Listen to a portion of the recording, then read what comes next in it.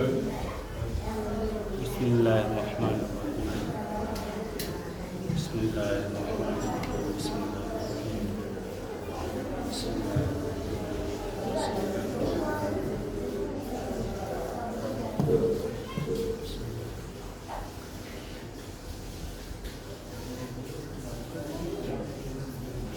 نحمده ونصلي ونسلم على سيدنا ومولانا محمد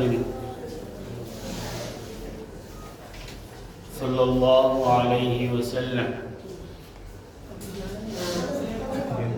أما بعد فإن الله تبارك وتعالى قال: إِنَّا كُلَّ شَيْءٍ خَلَقْنَاهُ بِقَدَرٍ. وقال سبحانه وتعالى في سورة الفرقان: وَخَلَقَ كُلَّ شَيْءٍ فَقَدَّرَهُ تَقْدِيرًا. صدق الله مولانا العظيم وبلغنا به رسوله النبي الأمين ونحن على ذلك لمن الشاهدين. عزیزان ذی وقار، اللہ رب العزت کا بے پناہ لطف اور کرم ہے اور اس کی توفیق ہے کہ اس نے جمعۃ المبارک کی ان بابرکت ساعتوں میں اپنے حضور اپنے گھر میں پیش ہونے کی توفیق نصیب فرمائی. اللہ تعالیٰ سے دعا ہے کہ اللہ تعالیٰ آج کی اس مجلس میں ہماری کہی تمام باتیں ان پر مجھے بھی اور آپ سب کو بھی ان کی سمجھ بھی دے اور اس پہ عمل کرنے کی توفیق بھی نصیب فرمائے. میں نے آپ کے سامنے قرآن مجید کی 2 آیات تلاوت کی. بنیادی طور پہ آج جو میرے ذہن میں بات تھی وہ یہی تھی کہ ہم نے مشکات شریف سے احادیث پڑھنی شروع کی تھی، تو حدیث جبریل کی وضاحت ہم کر رہے تھے اور اس میں درمیان میں پھر ربیع الاول شریف کا مہینہ آیا تو حضور اکرم صلی اللہ علیہ وسلم کی آپ کے فضائل، آپ کی کمالات اور آپ کی تعلیمات، اس دوران میں ہم نے اس مضمون کو لے لیا. تو ذہن میں یہ تھا کہ جو ہماری گفتگو پہلے ہے سابق اس کو ہم جاری رکھیں. تو اس گفتگو میں جو مضمون بن رہا تھا میں نے آپ سے گزارش کی تھی کہ جو حدیث جبریل ہے اس کو ہم ذرا رک کے پڑھ لیں گے اور اس کے بعد پھر انشاءاللہ آگے اللہ تعالیٰ توفیق دے گا تو آگے تھوڑا تیز رفتار سے اس میں پڑھیں گے انشاءاللہ، سمجھنے کی کوشش کریں گے. تو جو مضمون تھا وہ مضمون ہے تقدیر کا مسئلہ. اچھا، تقدیر کا مسئلہ ہے. ایک 2 گزارشات سمجھ لیجئے. تقدیر کے مسئلے پر اللہ اور اس کے رسول نے اس کی باریکیوں میں جا کے کلام کرنے سے منع فرمایا. ایک ہے مسئلہ تقدیر کا تعلم، اس کو سیکھنا اور تعلیم، اس کو سکھلانا آگے. ایک ہے اس کا فہم حاصل کرنا، اس کے اندر بنیادی باتوں کو سمجھنا اور اس تفہیم اس کو آگے سمجھانا. اچھا، یہاں کی حد تک تو اجازت ہے کہ چلیے اگر کسی کو کوئی بات واضح نہیں ہے تو بالخصوص مسئلہ تقدیر میں 2-3 ایسی اہم باتیں ہیں جن کا سمجھنا اور سمجھانا چاہیے بھی اور عام لوگوں کو بھی اس کی معرفت ہونی چاہیے. رہی بات یہ کہ اس کی جزئیات میں تفصیل میں چلے جانا اور اس کو موضوع بحث بنا لینا تو سمجھ لیجئے کہ اللہ اور اس کے رسول نے اس سے منع فرمایا ہے، اس کی اجازت نہیں دی. اب یہ مہینہ جب میں نے مضمون تیار کیا تو مجھے ذہن میں آیا کہ یہ تو سرکار غوث پاک کا مہینہ ہے، تو بڑی گیارہ شریف کا مہینہ ہے۔ پچھلے ہفتے ویسے مجھے یہ بات شروع کرنی تھی، گفتگو اپنی پچھلے ہفتے شروع کرنی تھی، مگر پچھلے ہفتے بھی آپ کو معلوم ہے وہ حالات جو ہیں وہ ذرا ان میں زیر و بم تھا، تو اس وجہ سے پھر وہ میں پہنچ نہیں پایا، حاضر نہیں ہو سکا۔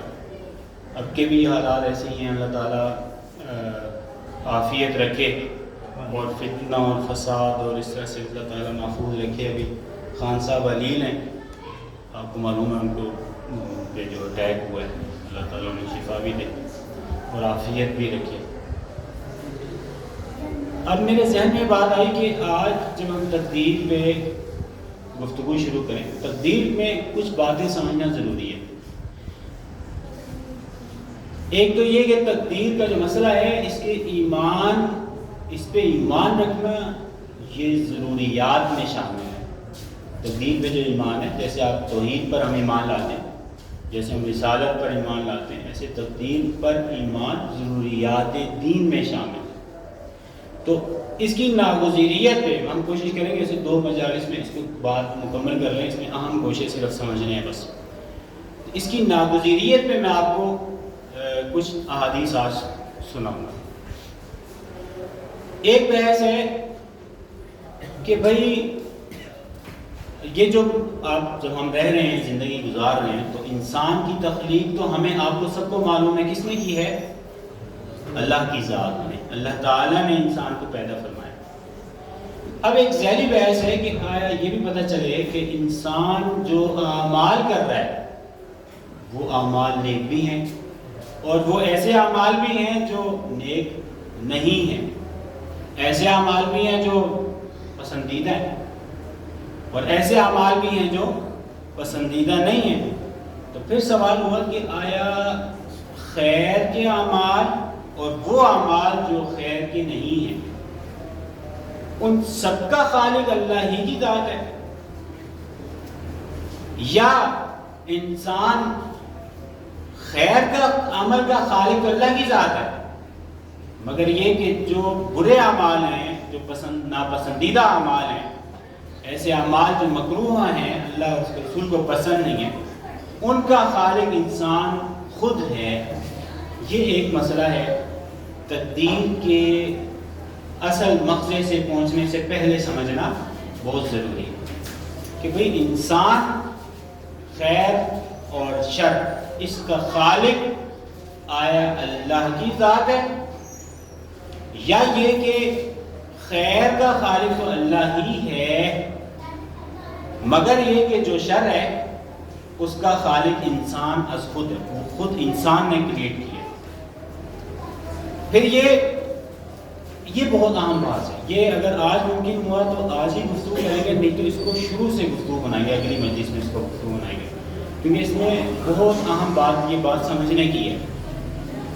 پھر یہ کہ جزا اور سزا جو ہے اس کا تعلق کس پر ہے؟ جزا و سزا کا تعلق آیا اللہ کی خلق اور اللہ کی تخلیق کے اعتبار سے ہے، یا یہ کہ انسان کے کسب کے اعتبار سے؟ جزا و سزا کا تعلق کس پر ہے؟ جب آپ اور ہم انشاءاللہ تعالی اس مجلس میں آخر میں، یا یہ کہ اگلی مجلس میں انشاءاللہ یہ سمجھ لیں گے کہ انسان اور خیر اور شر کا خالق نہیں ہے، مختصراً آپ لوگ یہ بات ذہن میں رکھ لیجئے کہ ہمارے ہاں ہمارے سے مراد اہل السنہ والجماعہ کے ہاں جو خیر اور شر ہے اس کی 2 جہتیں ہیں۔ کتنی جہتیں ہیں؟ اس کی 2 جہتیں۔ ایک جہت ہے اس کی خلقت کی، اس کی پیدائش کی، اس کے وجود کی۔ ایک جہت ہے اس کے اکتساب کی، اس کو کمانے کی، اس پر عمل کرنے کی۔ تو مختصراً یہ سمجھ لیجئے کہ اللہ تعالی خیر اور شر جو اس نے اپنی اس کائنات میں رکھی ہے یہ اس کی سنت ہے، اور اس نے خیر اور شر دونوں کا خالق ہے۔ اور انسان کے اپنے ذمے کیا چیز ہے؟ وہ ہے اس خیر کو جو اللہ نے پیدا فرما دی ہے، یا اس شر کو جو خیر کے متضاد کے طور پہ اللہ تعالیٰ نے متعارف فرمائی ہے اس دنیا میں۔ اب انسان پر کیا ہے؟ اس کا اکتساب، اس کا کسب، اس پر عمل کرنا۔ بھئی دیکھیے نا، مثال کے طور پہ یہ ایک موبائل ہے، اب یہ بنانے والے نے بنا دیے، اب اسی موبائل سے آپ فون کر کے اسی موبائل پہ آپ الارم لگا رہے ہیں اور نماز کے لیے اٹھ رہے ہیں، یا الارم لگا رہے ہیں اور تہجد کے لیے اٹھ رہے ہیں، یا بچوں نے اسکول جانے ہیں تو الارم لگا رہے ہیں وہ اسکول کے لیے، اور اسی موبائل پر کال کر کے ڈکیتی بھی ہو رہی ہے۔ تو ایک ہے اس کی خلقت، اس کو پیدا کس نے کیا، اس کو بنایا کس نے، یہ جہت۔ دوسری جہت ہے کہ اس کو استعمال کون کر رہا ہے اور وہ کس طرح کر رہا ہے، وہ خیر میں استعمال کر رہا ہے یا وہ شر میں استعمال کر رہا ہے۔ یہ دو چیزوں کا فرق ہم انشاءاللہ اسی مجلس کے اختتام پہ، نہیں تو اگلی مجلس کے اختتام پہ سمجھنے کی کوشش کریں گے۔ اسی طرح سے آیا ایک بحث ہے کہ سبب کا جو ہم اختیار کرتے ہیں، اسباب کا اختیار کرتے ہیں، کیا تقدیر پر ایمان اس بات کا متقاضی ہے ہم سے اور آپ سے کہ ہم کوئی سبب اختیار نہ کریں، سارے اسباب چھوڑ دیں، یا یہ کہ تقدیر پر ایمان اس بات کو مستلزم نہیں کہ آپ اسباب کے اختیار کو چھوڑ دیں، اسباب کا اختیار بھی کریں گے اور تقدیر پر ایمان بھی لیں۔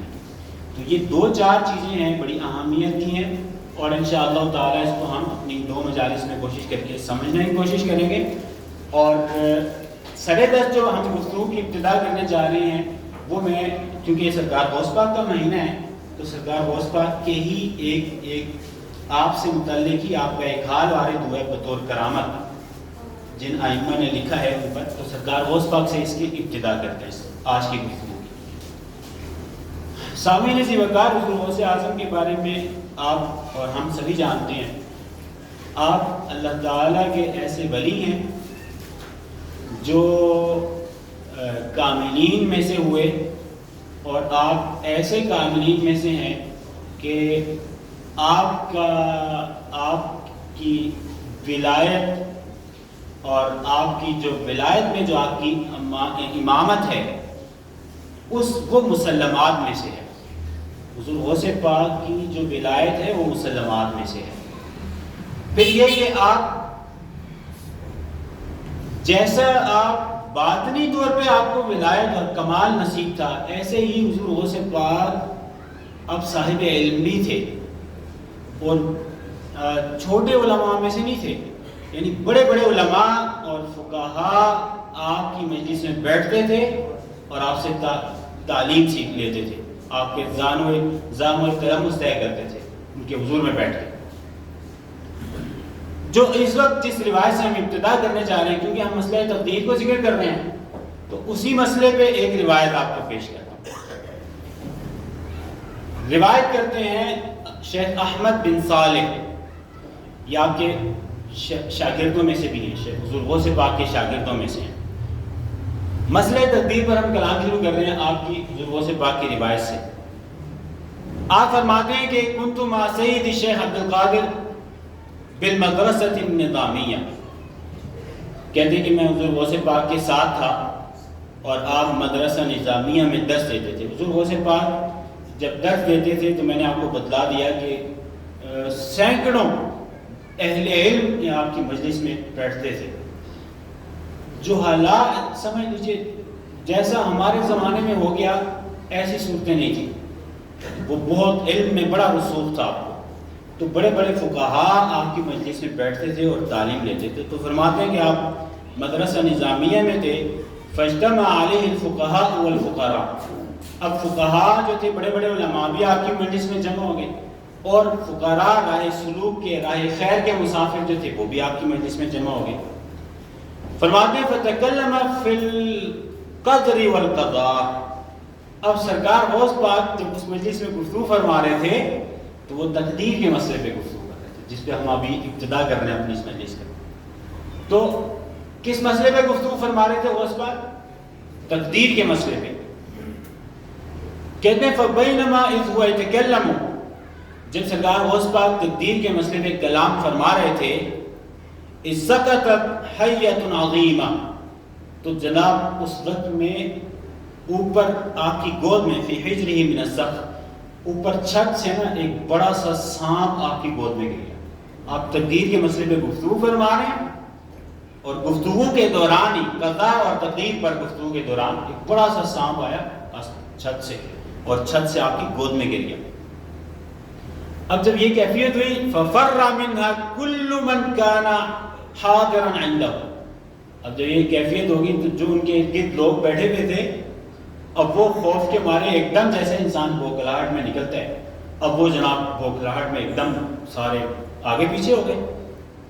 وَلَمْ يَبْقَ إِلَّا هُوَ، اور سرکار غوث پاک کی شان یہ تھی آپ کی کہ آپ جب گفتگو فرما رہے تھے تو آپ بالکل نہیں اٹھے، بہت ثابت قدمی کے ساتھ آپ بیٹھے رہے اور اپنی گفتگو جاری رکھی۔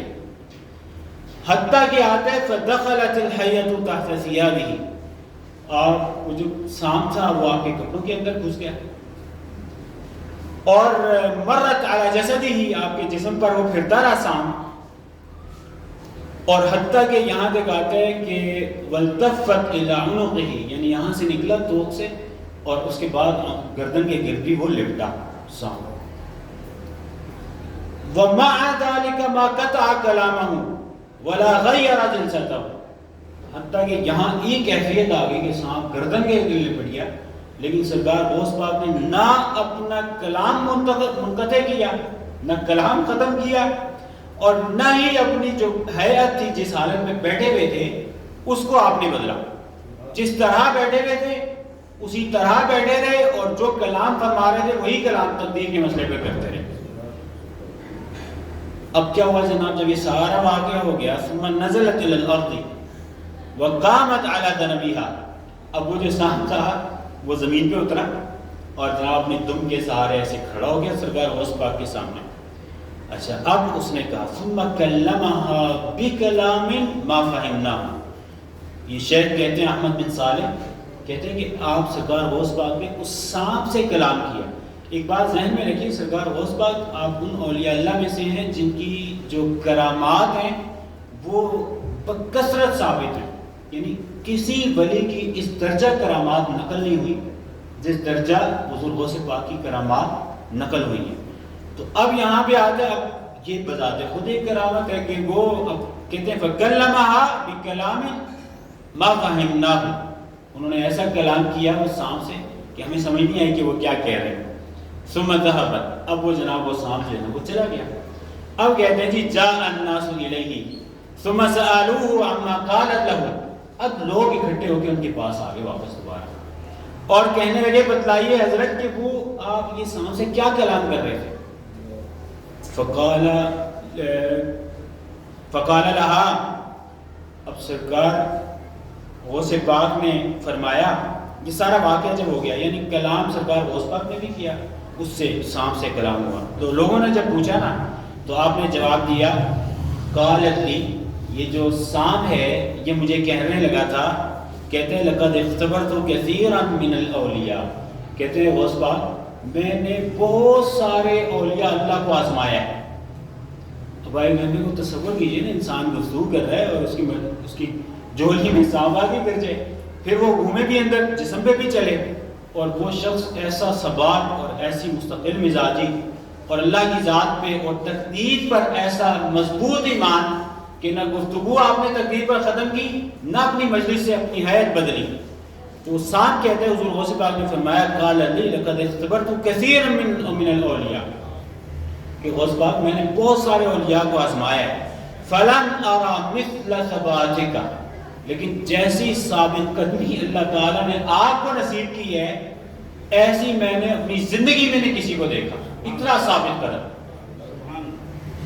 فرمایا فقلت لها، غوث پاک فرماتے ہیں کہ میں نے اس سے کہا انکی سقطت علیہ، اب سرکار غوث پاک نے ماجرا سنایا، فرمایا کہ بھائی تم میرے سانپ کو کہا کہ تم میرے اوپر گر گیا تھا، وَأَنَا أَتَكَلَّمُ فِي الْقَضَاءِ وَالْقَدْرِ، درحال کہ میں قضاء و قدر تقدیر کے مسئلے پہ گفتگو کر رہا تھا، تو فرمایا تقدیر کے مسئلے میں میں کلام کر رہا تھا.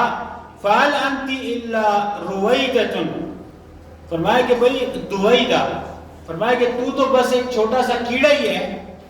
يُحَرِّكُكِ وَيُسْكِنُكِ الْقَضَاءُ وَالْقَدَرُ، تجھے حرکت بھی دینے والی اللہ کی لکھی تقدیر ہے، اور تجھے ساکن کرنے والی بھی اللہ کی لکھی تقدیر ہے. اور فرمایا میں تقدیر پر ہی تو میں گفتگو کر رہا تھا. تو میں جب اللہ کی لکھی تقدیر پہ کلام کر رہا ہوں تو میرا ایمان ہے کہ تقدیر جو اللہ تعالیٰ نے لکھ دیا ہے اور جیسا لکھ دیا ہے ویسا ہی ہوگا. اگر تیرا ضرر پہنچانا میری قسمت میں اس نے لکھ دی ہے اور تقدیر میں ہے تو تو نے مجھے ضرر پہنچانا ہے، اور اگر نہیں لکھا تو کچھ کر لے تو ضرر نہیں پہنچا سکے گی. تو یہ کلام سرکار غوث پاک نے اس سانپ سے فرمایا. تو یہ آپ کی کرامات میں سے امام اصفہانی کی ہے، تذکرۃ الاولیاء ہے، دیگر کتابوں میں بھی ان کی کرامات میں یہ ایک واقعہ منقول ہوا ہے. میں نے آپ کو اس کو سنایا اپنی مجلس کی کیونکہ ہم بھی تقدیر کے مسئلے پہ آگے گفتگو کرنے جا رہے ہیں. تو یہ تقدیر کے بارے میں نے جیسے ابتدا میں گزارش کی، آپ سمجھ لیجئے حدیث پاک جو ہم نے جس پر کلام ختم کیا تھا اپنا لاسٹ ٹائم، پچھلی جب مجلس اس پہ چل رہی تھی ہماری، وہ حدیث جبریل تھی. اور حضور نے فرمایا تھا کہ بھئی ایمان تم لے کر آؤ تقدیر پہ، اور وہ خیر بھی ہوگی اور وہ تقدیر شر کی بھی ہے. تو اور غوث پاک کی اس واقعے سے بھی آپ نے اندازہ لگایا کہ آپ کو اللہ تعالیٰ نے کتنا ثبات نصیب فرما رکھا تھا. اب اس پہ ایک اور حدیث سن لیجیے. اب میں آپ کو جلدی سے 2-3 احادیث بس سناتا ہوں اسی مفہوم کو واضح کرنے کے لیے کہ اب یہ سمجھیں کہ تقدیر پہ ہم ایمان لا رہے ہیں. تو اب ہماری طبیعت میں تقدیر پہ جو ایمان ہے وہ کیا بس پیدا کرتا ہے. تقدیر پہ ایمان اگر کوئی شخص لے آئے گا تو اس کی طبیعت میں اس کے اندر کیا چیزیں پیدا ہوں گی. پہلے تو ایک حدیث سنیے. حضور اکرم صلی اللہ علیہ وسلم نے ارشاد فرمایا، یہ حضرت عبداللہ بن عمرو بن العاص روایت کرتے ہیں، صحابی رسول ہیں، صغار صحابہ میں سے. حضور اکرم صلی اللہ علیہ وسلم نے فرمایا لا یؤمن المرء حتی یؤمن بالقدر خیرہ وشرہ، کہ بھئی کسی شخص کا ایمان مکمل نہ ہوگا تاوتے کہ وہ تقدیر پر ایمان لائے، اچھی اور بری تقدیر پر ایمان لائے.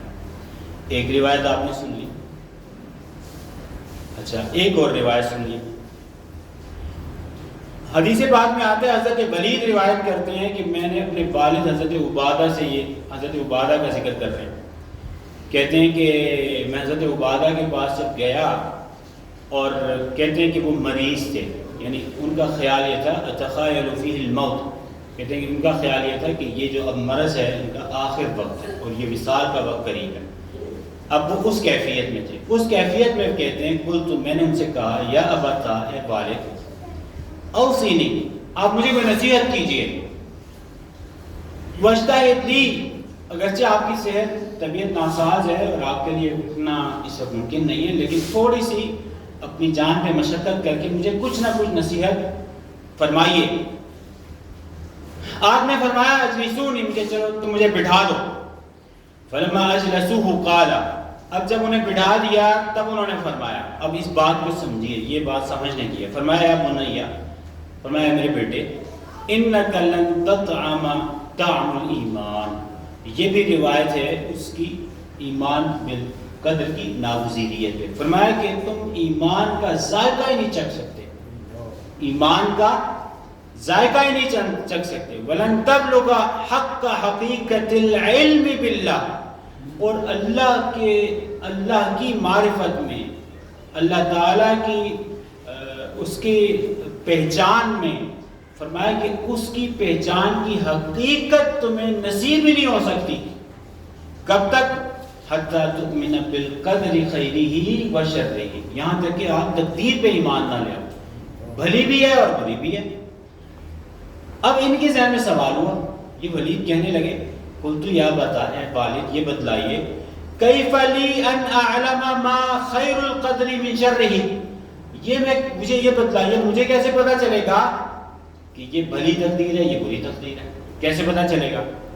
فرمایا قال تعلم انما اخطأک، تم یہ بات خوب جان لو، اور یہ اب ہم سب کے لیے پیغام ہے۔ ایمان بالقدر اور خیر اور شر سے کیا مراد ہے کہ ہم یہ عقیدہ رکھیں اور اس بات کو جان لیں کہ انما اخطأک، جو چیز آپ کے نصیب میں نہیں ہے، لم یکن لیصیبک، وہ آپ کو کبھی نہیں ملے گی۔ پہلی بات کیا؟ جو چیز آپ کے نصیب کی نہیں ہے، لم یکن لیصیبک، وہ آپ کو کبھی نہیں ملے گی۔ وما اصابک، اور جو اللہ نے آپ کے مقدر کر دی، لکھ دی ہے، لم یکن لیخطئک، تو وہ اب آپ سے چھوٹ کر کہیں نہیں جائے گی، وہ آپ ہی کو ملنے والی ہے۔ اچھا، اگر یہ ہم ایمان اپنے اندر پیدا کر لیں نا تو طبیعت میں اطمینان پیدا ہو جاتا ہے۔ ہمارے یہاں اضطراب بالعموم ہے اسی وجہ سے کہ ہم طبیعت میں حرص آ گئی ہے، زیادہ چاہتے ہیں اور زیادہ چاہتے ہیں۔ آپ نے ضابطہ بیان فرما دیا حضرت عبادہ نے اپنے صاحبزادے کو، فرمایا کہ جب جو چیز تیرے نصیب کی ہے وہ تجھے مل ہی جانی ہے، اور جو نصیب کی نہیں ہے وہ کبھی بھی نہیں ملنے والی، چاہے انسان اپنی ایڑیاں رگڑتا رہے اور عمر گوا دے اس کے پیچھے، وہ نہیں ملے گی اس کو۔ فرمایا یا بنیا انی سمعت رسول اللہ، فرمایا بیٹے میں نے حضور کو یہ ارشاد فرماتے سنا ہے۔ آپ نے فرمایا ان اول ما خلق اللہ القلم، پہلی چیز جو اللہ تعالیٰ نے بنائی وہ قلم ہے۔ ثم قال اکتب، اور اس قلم کو اللہ تعالیٰ نے فرمایا کہ بھائی تم لکھو۔ فجرا فی تلک الساعہ، اس وقت میں قلم چلا، فجرا فی تلک الساعہ بما ہوا کائن الی یوم القیامہ، اس وقت جب اللہ تعالیٰ نے تخلیق کی پہلی قلم کی، اس وقت اللہ تعالیٰ نے اس قلم کو کہا لکھو، اور جو کائنات میں ہونا ہے وہ اس قلم نے لکھ دیا۔ فرمایا یا بنیا، اے میرے بیٹے، ان مت ولست علی ذالک، اگر تم اللہ کو پیارے ہو جاؤ، تمہارا وصال ہو جائے، اور تم یہ کامل یقین اگر نہیں رکھتے، اگر تم تقدیر پر ایمان نہیں رکھتے، تو فرمایا دخلت النار، تو تمہارا ٹھکانہ آگ ہوگا۔ سامعین ذی وقار، تقدیر پہ ایمان بہت ضروری ہے، اور تقدیر پہ ایمان کا مطلب یہ ہے کہ آپ کو یہ کامل یقین ہو۔ اب کھانا آپ کے سامنے ہے تو آپ کے نصیب کا جو ہے وہ آپ کو ملے گا، اور اگر یہ عقیدہ آ جائے کہ آپ کے جو نصیب کا ہے وہ آپ کو ملے گا، تو انسان تقسیم کرتے ہوئے ڈرتا نہیں ہے، دوسرے کو دیتے ہوئے ڈرتا نہیں ہے۔ وہ یہ نہیں ہوتا کہ یار پتہ نہیں میرے حصے کا بھی ادھر جا رہا ہے، آپ کے حصے کا کہیں نہیں جا سکتا، وہ 7 سمندر پار بھی ہوگا تو وہ لوٹ کے اس نے آپ کے پاس پہنچ ہی جانا۔ اس پہ ایک اور حدیث سن لیجئے اور ہم اپنی بات پہ ختم کرتے ہیں، یا ابھی ختم کر لیں پھر آئندہ پڑھیں، ایک حدیث اور سن لیجئے، اگلی ایک اور کچھ حدیثیں وہ پھر اگلی مجلس میں ہم پڑھیں گے، جب ہم یہ جاننے کی کوشش کریں گے کہ خیر اور شر اس میں خالق کون ہے، آیا انسان ہے یا اللہ کی ذات ہے، اور اس میں مواخذہ کیسے ہوگا، اس کو انشاءاللہ اگلی مجلس میں پھر اس پہ میں آپ کو یہ حدیث سنا دوں گا۔ ایک حدیث آپ نے سن لیجئے اس مجلس کے لیے۔ بسم اللہ الرحمن الرحیم۔ حضرت عبداللہ بن عمر بن عاص روایت کرتے ہیں، کہتے ہیں کہ میں نے حضور اکرم صلی اللہ علیہ وسلم سے یہ سنا، آپ کو سمعت رسول اللہ یقول کتب اللہ مقادیر الخلائق۔ سامعین ذی وقار، ہم اپنی زندگیاں گزار رہے ہیں، یہ بات سمجھ لیجئے، اللہ تعالیٰ نے حضور نے فرمایا کہ اس خلق میں جو کچھ بھی ہے اس کا کیا مقدر ہے، یہ اللہ تعالیٰ نے لکھ ڈالا قبل ان یخلق السماوات والارض، آسمان و زمین کی تخلیق سے پہلے بھی اللہ تعالیٰ نے لکھ دی ہے، اور فرمایا کتنا پہلے، ب50,000 سنہ، فرمایا 50,000 سال پہلے اللہ تعالیٰ نے یہ چیزیں لکھ دی۔ تو یہ سامعین ذی وقار، اور اس پہ آخری حدیث اور سن لیجئے، اللہ تعالیٰ نے حضور نے فرمایا اذا اراد اللہ ان یخلق نسما، جب اللہ تعالیٰ نے ارادہ فرمایا کہ وہ انسانوں کو، جانوں کو پیدا کرے گا، تو قال ملک الارحام معرضا، اب جو لکھ رہا تھا ملک الارحام تھا، جس نے آگے اولاد کو آگے اولاد میں روح پھونکنی ہے، منتقل کرنا ہے، اس نے اللہ تعالیٰ سے استفسار کیا یا ربی ذکر ام انثی، یہ جو میں تخلیق کرنے، جو تو نے پیدا کرنا ہے، یہ بتلا دے یا اللہ، یہ میل ہے یا فیمیل ہے، بچہ ہے، مرد ہے یا عورت ہے۔ فیقضی اللہ امرہ، تو اللہ تعالیٰ اس وقت اس کا فیصلہ فرما لیتا ہے کہ کون ہے۔ ثم یقول یا ربی اشقی ام سعید، اللہ تعالیٰ یہ بتلائیے کہ یہ شقاوت قلبی اس کو نصیب ہوگی، یعنی ہرما نصیب ہے جس کو آپ برا نصیب کہتے ہیں، یا یہ کہ سعادت مند ہوگا. فیقضی اللہ امرہ، تو اللہ تعالیٰ یہ فیصلہ بھی کہ یہ سعادت مند ہے یا یہ غیر سعادت مند ہے یہ بھی لکھ دے گا. ثم یکتب بین عینیہ ما هو لاقن، اور پھر فرمایا کہ اس انسان کے دونوں آنکھوں کے درمیان میں جو جو اس کا مقدر اس کا کر دیا گیا ہے اللہ تعالیٰ اس کو تحریر فرما چکا ہے. فرمایا حتی النکبۃ یکتبها، یہاں تک کہ اگر چھوٹی سی مصیبت بھی آئے گی نا اس کو تو وہ بھی اللہ تعالیٰ نے انسان کی پیشانی کے درمیان لکھ دی ہے. اب یہ ہمارے ایک شیخ کہتے تھے، اس پہ ہم بات ختم کرتے ہیں.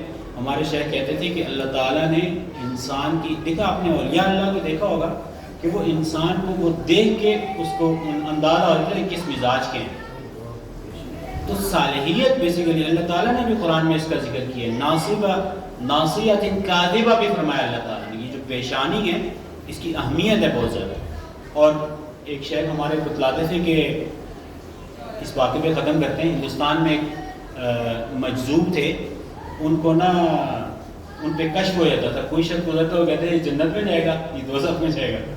اب لوگ بڑے پریشان ہوئے، یار یہ تو اس کا اعلاناً کہہ دیتے ہیں. تو کسی نے انہیں مشورہ دیا صاحبان علم میں سے کہ کسی طرح انہیں بھولے سے نا اب بازاری کھانا کھلائیں، تو اس میں یہ کشف کی وہ کیفیت جو ہے نا وہ زائل ہو جائے گی. تو کہتے کہ ان کو نا کسی نے دعوت دی اسی طرح سے اور بازاری کھانا کھلایا تو جو کشف کا وہ درجہ تھا نا وہ کم ہو گیا. تو جو صاحبان حال ہیں یا صاحبان معرفت ہیں، جن کو اہل نظر کہتے ہیں اولیاء اللہ، وہ انسان کی پیشانی دیکھ کے اندازہ لگا لیتے ہیں کہ طبیعت میں اس کے یعنی نصیب میں شقاوت ہے یا سعادت مندی ہے.